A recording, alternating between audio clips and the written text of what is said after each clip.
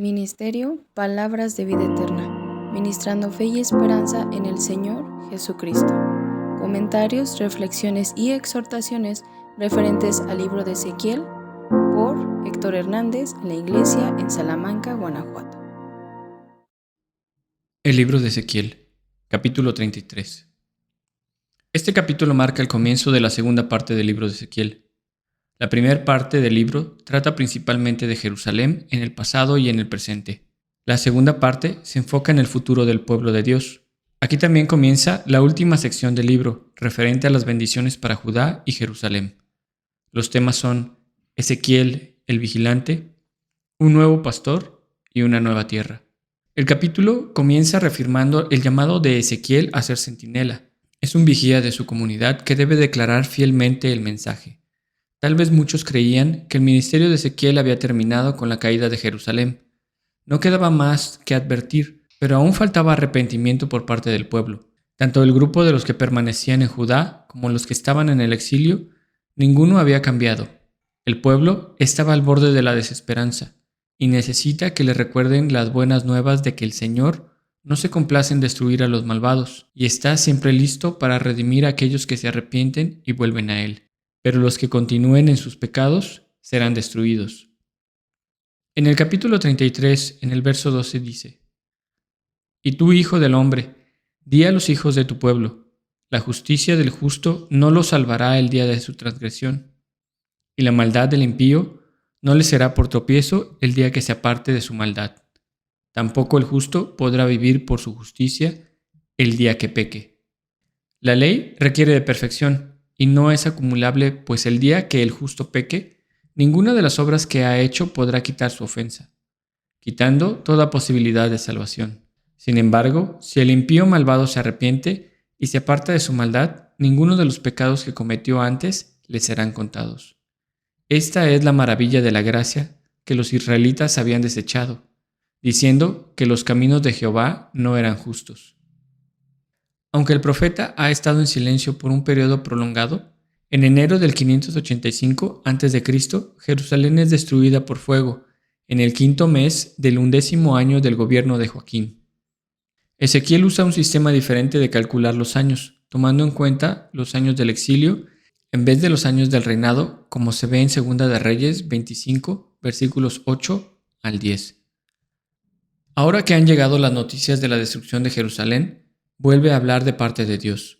Los que han quedado de Judá creen que ellos han heredado las promesas, pues creen ser los verdaderos descendientes. Sin embargo, comen sangre y se contaminan con la mujer de su prójimo, por lo que no heredarán la tierra, sino la espada, los animales salvajes y la enfermedad. La situación de los exiliados no es mejor, aunque Dios ha vindicado a Ezequiel después de que sucedieron los hechos y lo han dejado de ignorar o burlarse. Ahora solo quieren escucharlo por curiosidad, pero no para arrepentimiento ni obediencia. En el capítulo 34, Dios habla de su pueblo como un rebaño de ovejas. Es una imagen común en la Biblia, con el rey como pastor encargado y Dios como el gran pastor. Sin embargo, sus pastores o reyes fallaron en proteger a su rebaño. En lugar de cuidar a sus ovejas débiles, heridas o enfermas, se alimentaron a expensas del rebaño.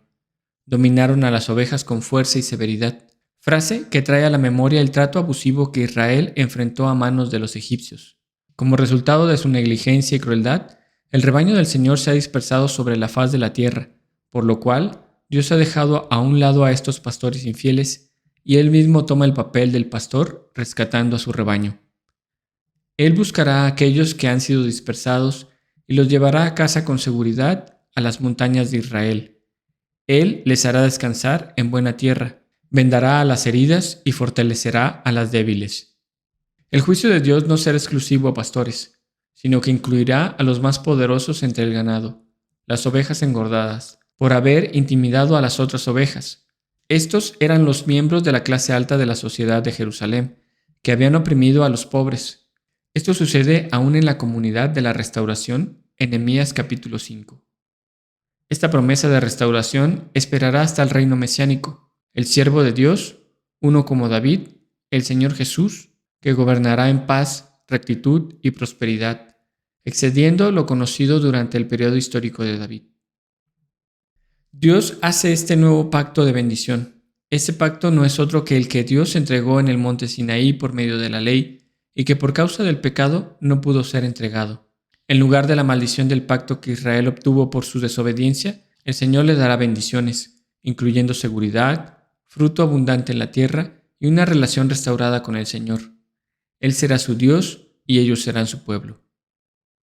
En el capítulo 35, Dios vuelve a proferir maldición en contra de Edom, que son los descendientes de Esaú, pues ellos ayudaron a Nabucodonosor en su ataque contra Jerusalén, rodeando a los fugitivos y entregándolos a Babilonia. Esta actitud fue motivada tanto por el deseo de apoderarse de la tierra de Israel y de Judá, como por la antigua enemistad con sus hermanos. Debido a esto, el Señor juzgará a Edom y desolará su tierra de forma perpetua. La profecía del juicio en contra de Edom va seguida de una profecía de restauración dirigida a las montañas de Israel, revirtiendo la devastación anunciada para estas montañas. Israel prosperará y estará más poblado que antes del reciente desastre. Es común que la bendición de Dios sobre la tierra esté ligada a la fertilidad, una multitud de niños, pues la maldición se muestra en términos de esterilidad y el aborto involuntario. La vergüenza de Israel será quitada y reemplazada por la vergüenza de sus enemigos. Israel en el pasado había contaminado su tierra por su conducta y sus obras, como una mujer que era impura por su menstruación. La tierra era impura ceremonialmente y Dios no podía habitar en ella. Ellos habían traído vergüenza al nombre de Dios, al haberse hecho merecedores del castigo del exilio.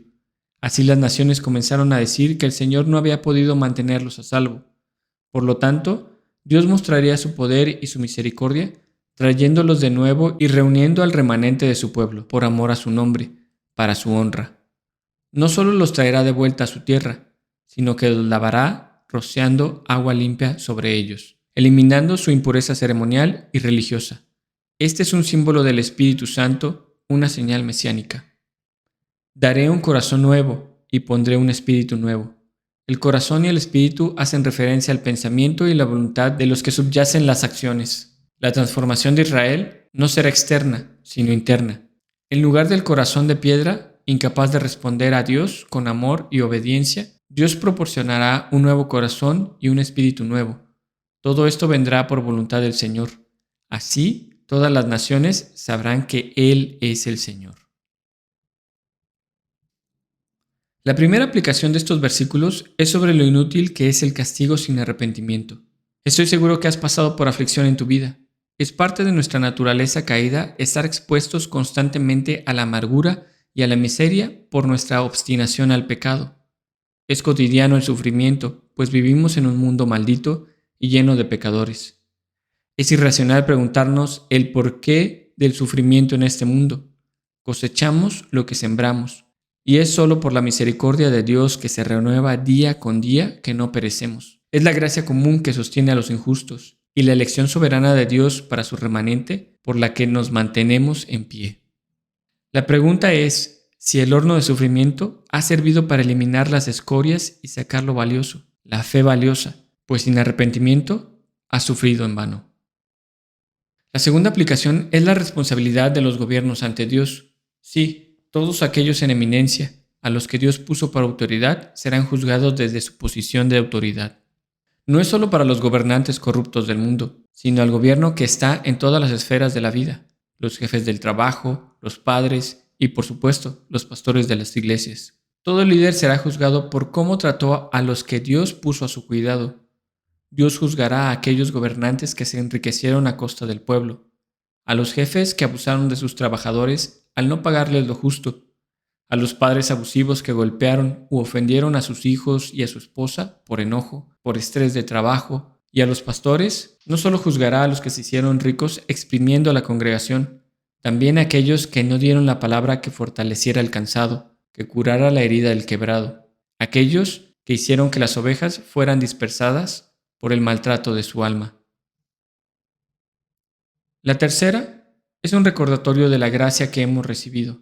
Se ha cumplido la promesa de limpieza de nuestras almas, de Dios como nuestro pastor, de un corazón dispuesto a obedecer a su ley por amor a Él, todo por fe, todo por gracia. Nos recuerda que la salvación es una ecuación como resultado cero. La operación de todo lo que la salvación es debe dar como resultado a cero para el hombre. El ser humano caído no debe recibir ningún crédito, ninguna alabanza, ninguna gloria. No hay obra alguna que se sume a su salvación. La responsabilidad de creer no aporta nada, pues el hombre literalmente ha sido arrastrado al arrepentimiento y el perdón por el regalo de la fe. Toda la gloria es para Dios por los siglos de los siglos. Amén. Esperamos que este video haya sido de edificación y si te fue de bendición, compártelo. Palabras de vida eterna, ministrando fe y esperanza en el Señor Jesucristo.